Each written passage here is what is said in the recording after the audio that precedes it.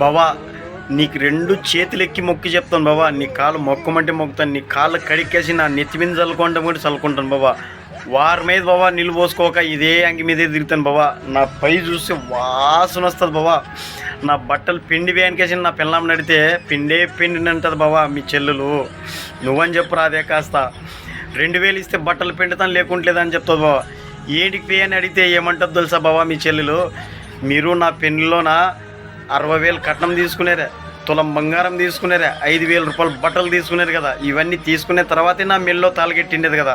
అందుకే మీరు కూడా నాకు రోజు 2,000 ఇస్తేనే మీ బట్టలు పిండుతాను, మీకు భూ పెడతానంటది బావా. ప్లీజ్ బావా నీ కాళ్ళు ఏడుంటావు చెప్పు బావా, అటుకొచ్చి నీ కాళ్ళు మొక్కుతాను. మీ చెల్లెలకు చెప్పురా అదే జర్రా, నా బట్టలు పిండమను, నీళ్ళు కాగబెట్టమని బావా, నీళ్ళని పోసుకుంటా ఉంటా బావా. ఇలాంటప్పుడే గుండె రాయి చేసుకో.